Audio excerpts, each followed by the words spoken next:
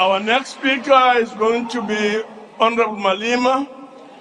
But honorable members, please note the following.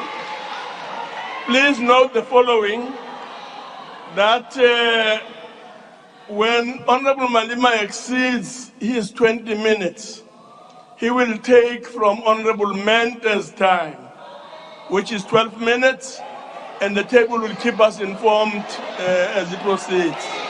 Yes. Please proceed. Thank you very much.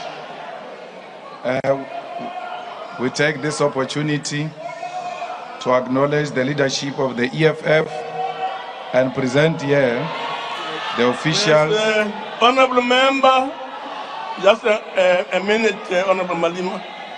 Honorable member, what's your point of order?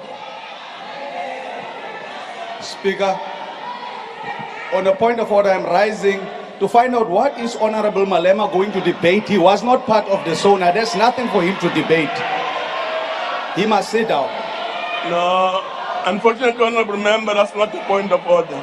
Please proceed, Honorable Malema. I have no time for boys. We take this opportunity to acknowledge the leadership of the EFF present here, the officials, commissars from the CCT, PCT, RCT, and BCT members, the ground forces of the uncompromising movement watching from all over the country and the continent, including the African diaspora, importantly, the people of South Africa. We also acknowledge the leadership of the opposition parties present here in Parliament. Under normal circumstances, we're supposed to acknowledge a president and a speaker of Parliament. But for a very long time now, and particularly after the revelations of crimes in Palapala, we can boldly state that the South Africa does not have head of state and president. The one who was there before has renounced his constitutional privilege to continue as President of the Republic of South Africa. South Africa's constitution obliges anyone who is elected as a president to uphold, respect, and defend the constitution, and we can say boldly here that Mr. Rhamaphosa has failed to uphold, respect, and defend the constitution. The misconduct of the Speaker on the 9th of February 2023 has also disqualified her as a legitimate Speaker of Parliament. The Speaker referred to members of this House as animals and violated the Constitution and the rules of the National Assembly when she allowed the police to invade Parliament and made it worse by calling on the security forces of South Africa to enter the chambers to intimidate peaceful members of Parliament who had their hands up, holding placards to protest against the sole director of Ntaba Nyoni Estate Pty Ltd, the company that owns Palapala Farm in Limpopo and unlawfully engaged in trade through currencies that cannot be used in South Africa. As a result, we have already submitted a motion of no confidence against Mrs. Nosiviwe Mapisa Ngakula, and we officially withdraw our honor we previously showed her. We also apologize for having showed her the honor when she evidently does not respect Parliament, does not respect the laws of this country, and can do everything to stay in office. Under no circumstances should a democratic Parliament be harassed and intimidated by the state security forces.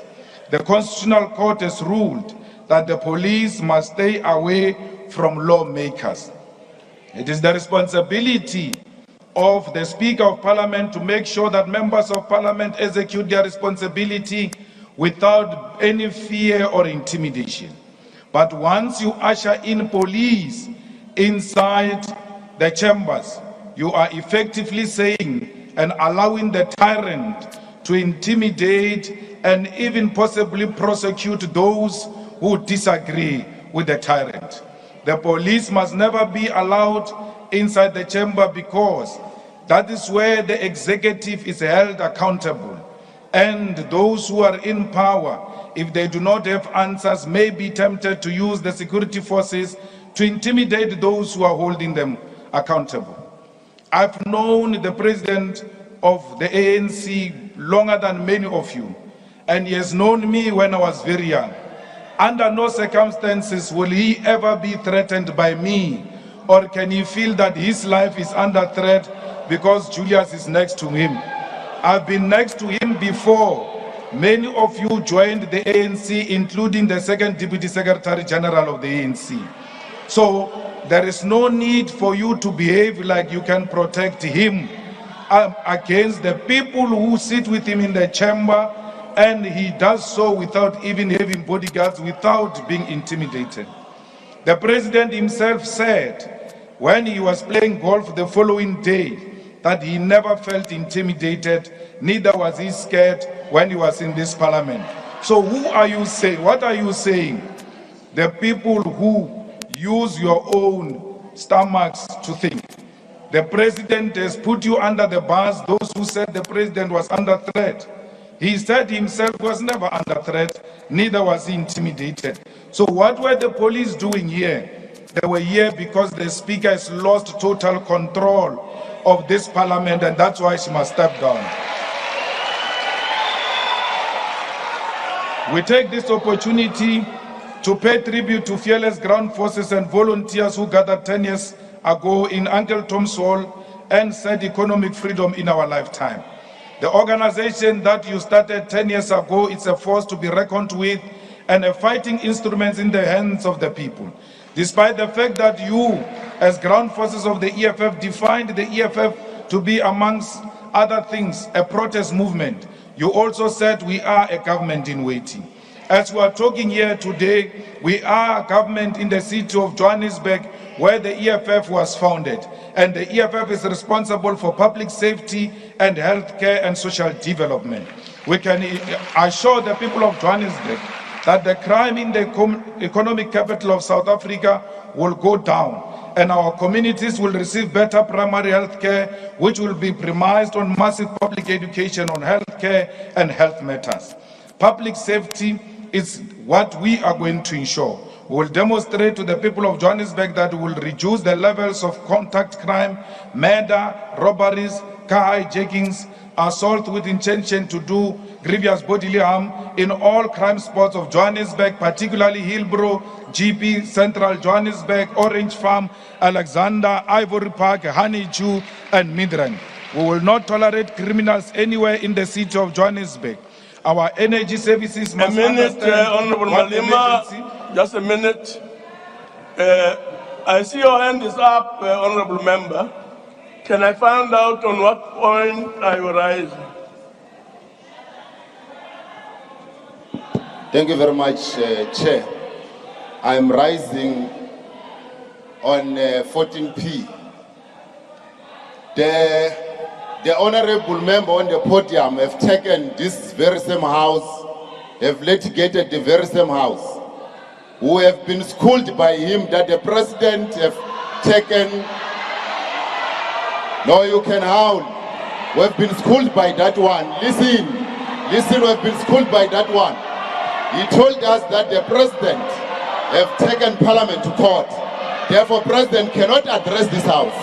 The very same thing have done it. He does not have any standing to address this house. He is a delinquent. He disrupts the house. Therefore, he must also not be allowed to address the house chair. Thank you very much. Thank you very much, Honorable Member. But that's not a point of order, unfortunately. Please proceed, Honorable Member. There is a difference between addressing and debating. Very thin line. I'm not addressing, I'm debating. We can assure the people of Johannesburg. Honorable Malema, I see there's another hand. Please sit for a minute. Honorable Member, please start off by indicating on what point of order are you rising? On what point are you rising?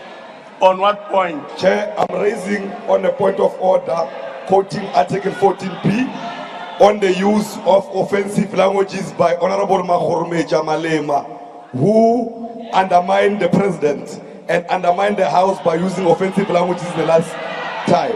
Now, before Makhoromeja continues to address, Makhoromeja must first apologize to the parliament or he must not address, because we can't be addressed by Makhoromeja, who undermines this parliament. Thank you very much, Honorable Member. Honorable members, can I really make a plea that when we rise on a point of order, it should really be a point of order. I'm not going to really allow any other person to make a speech in the pretext of raising a point of order. Please desist from doing so. Honorable Malema. Thank you very much. The health and social development, the primary principle and approach of the EFF to healthcare is based on primary healthcare and accessibility of clinics for 24 hours. Each and every ward in the city of Johannesburg must have a healthcare facility, whether it is a hospital, clinic, poly or mobile clinic.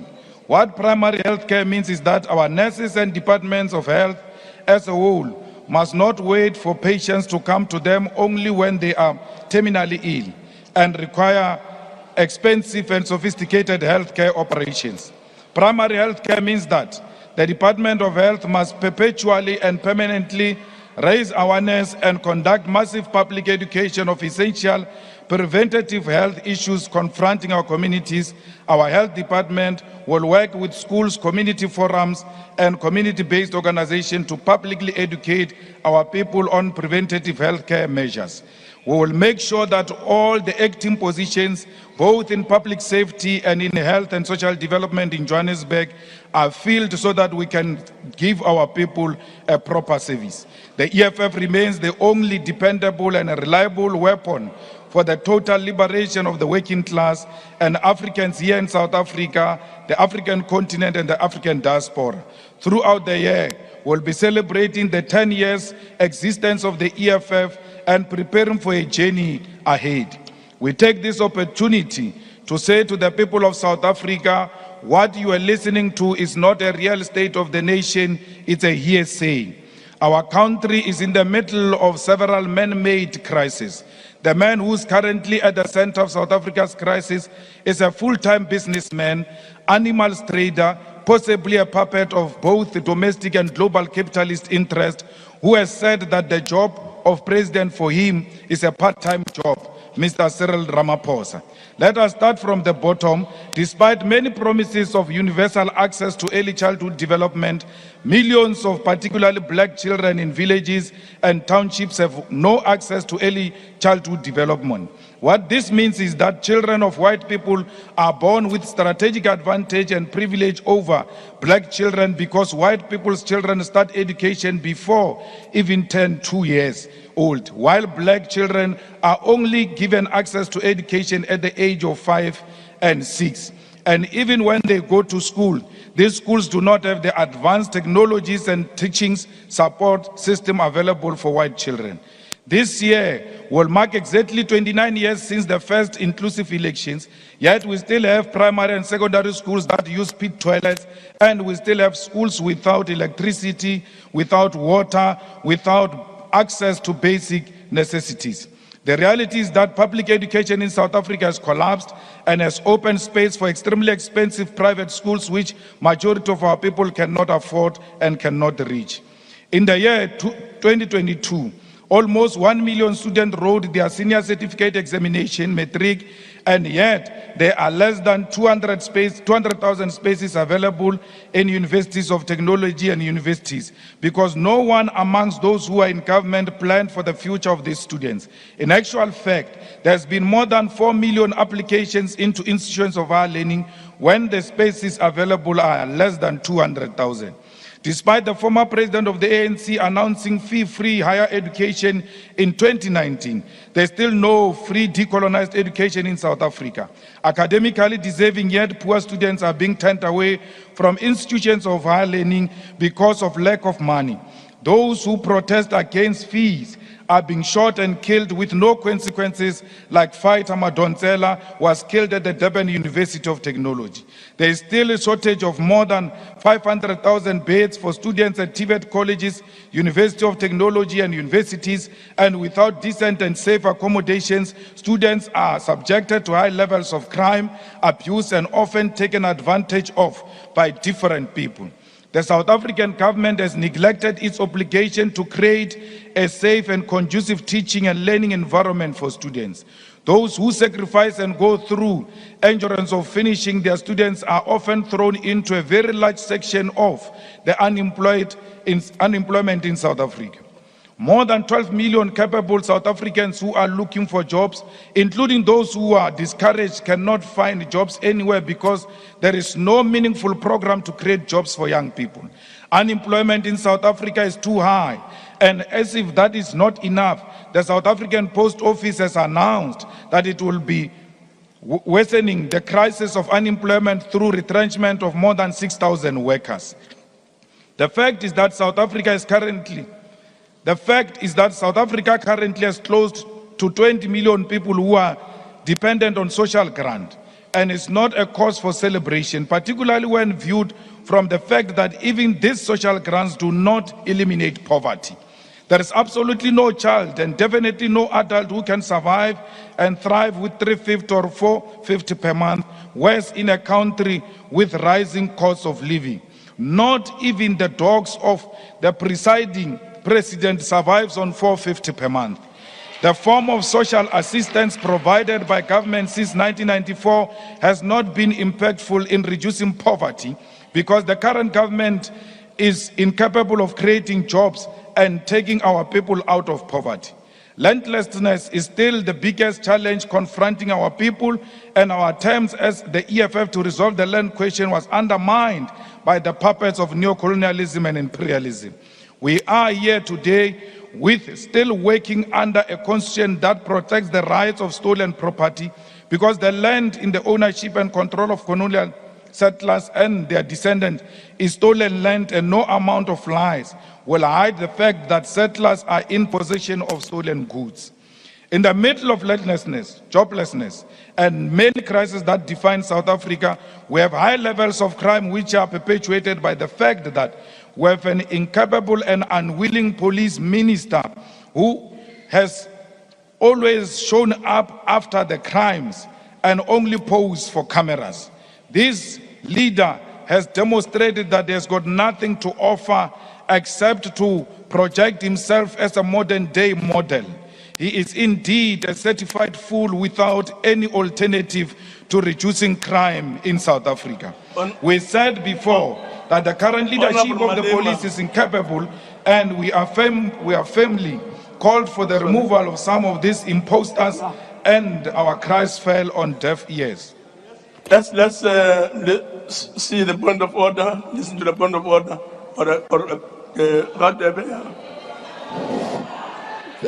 Thank you, Honorable Chairperson. The member in the podium has used an offensive language by referring to the minister as an FOON. Thank you, Chair. Honorable Malema. He didn't quote the rule. He didn't quote the rule, Chair. No, never mind the quoting. The point is that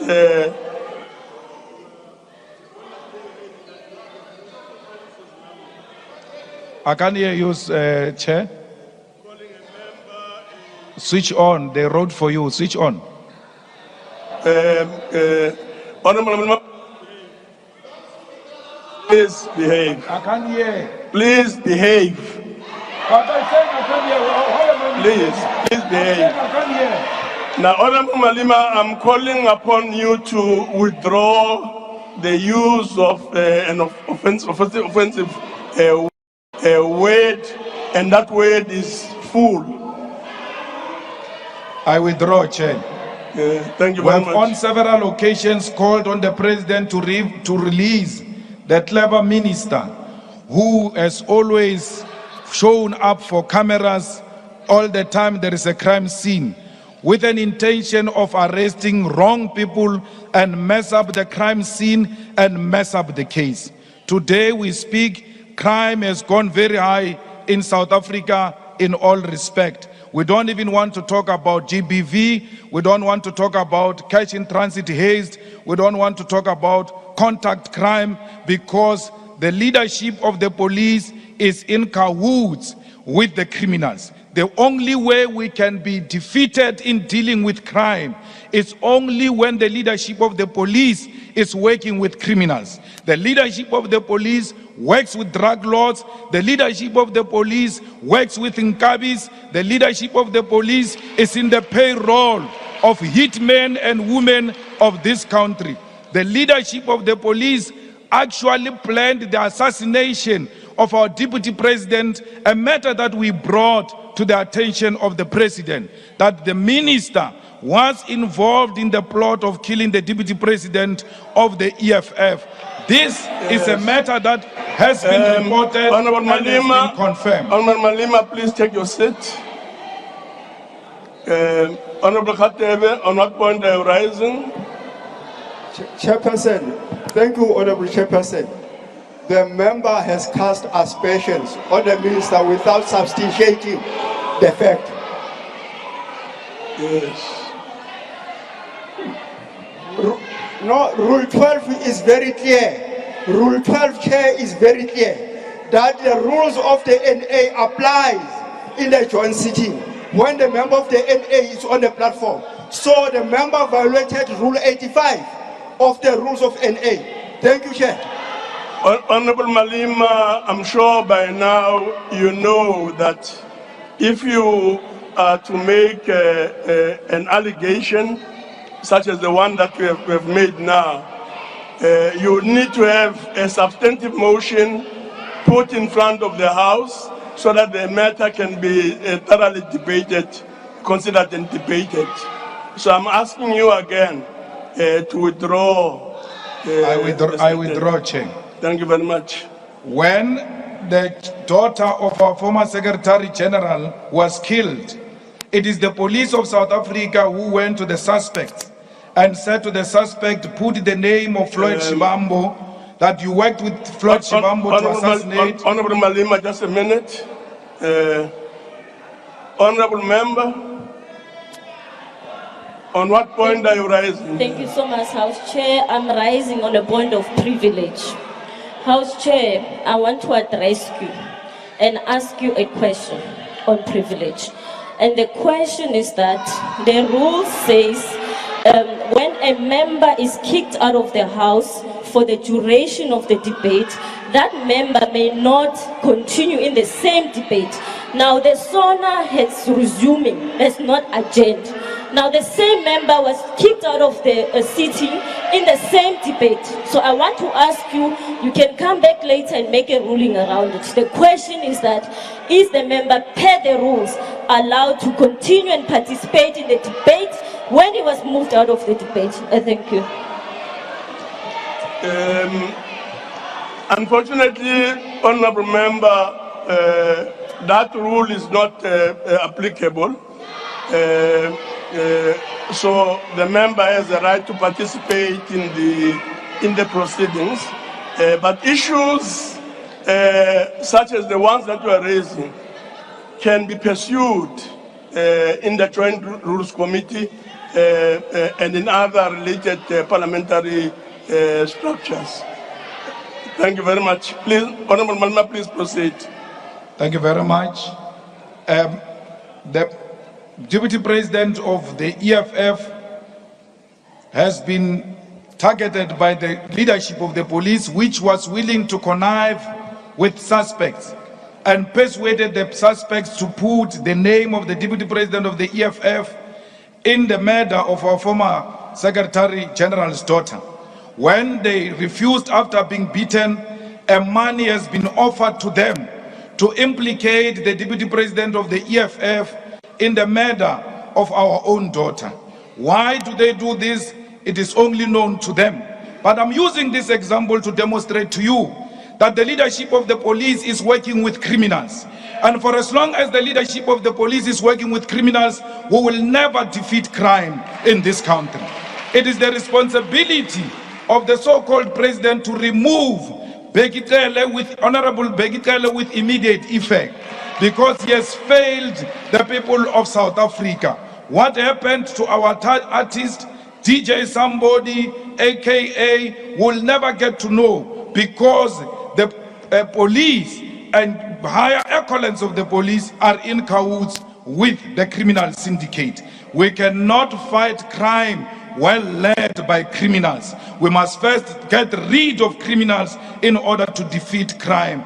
May AKA's soul rest in peace and haunt all of these people who have made it so difficult for him to live long. Honorable Malema, don't you really think that it should be all the members, all the honorable members, all the honorable members. Now, honorable members, don't you think it would be advisable that when you have to make such serious allegations, we stick to what the rules of Parliament provide for?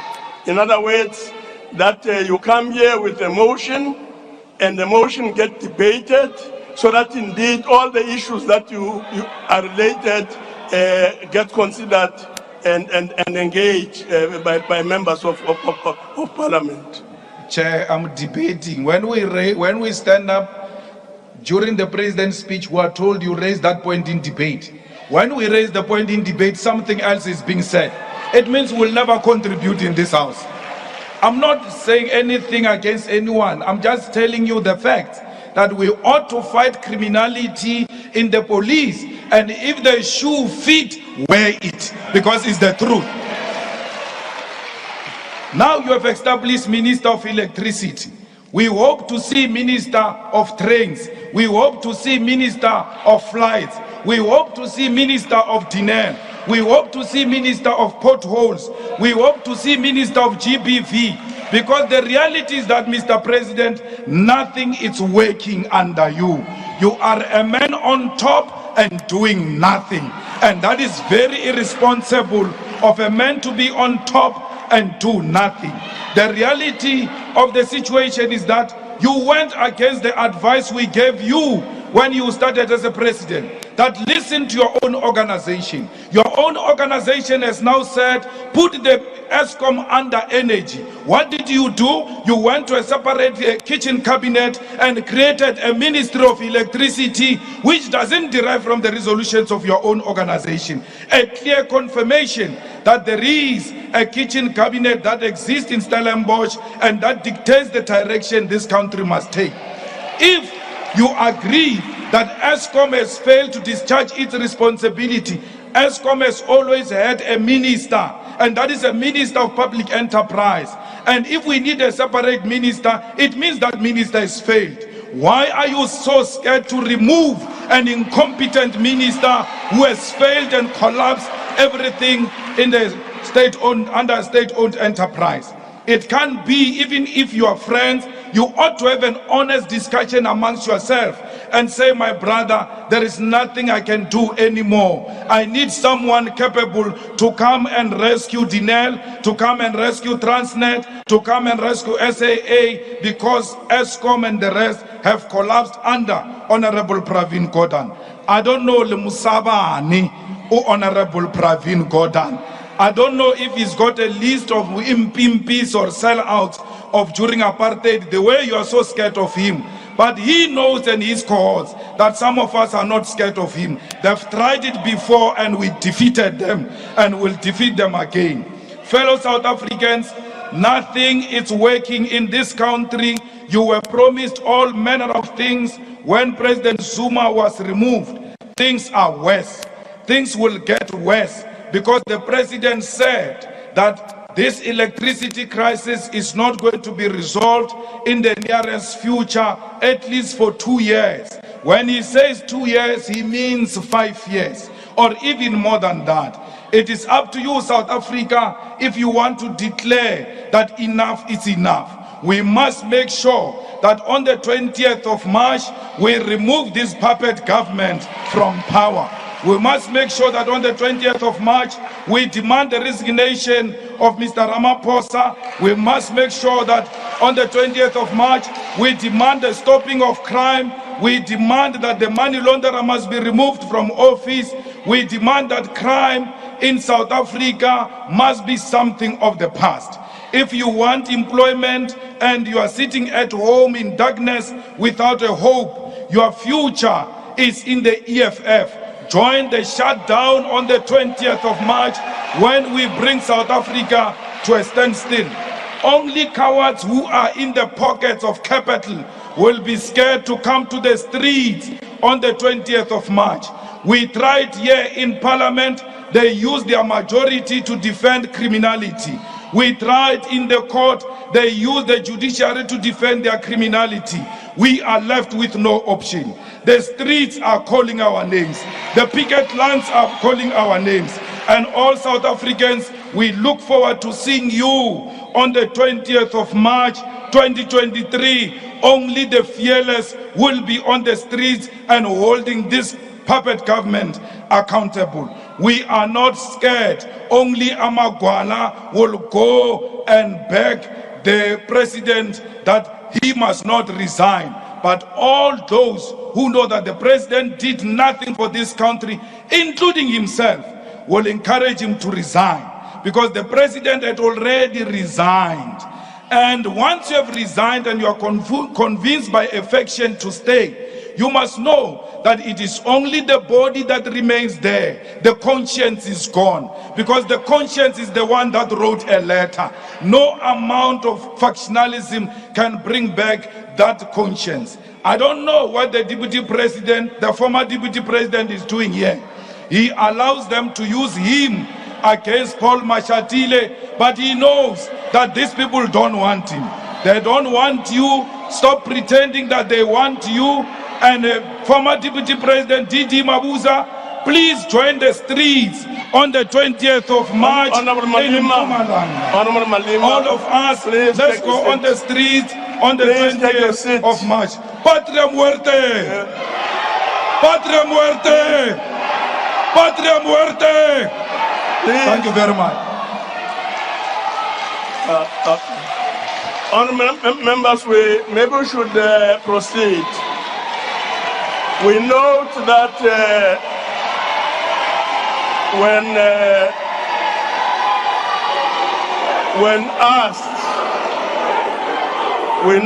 when asked to take the seat, Honorable Malema just ignored the presiding officer. We note that. We note it because we may have to follow it up. Thank you very much.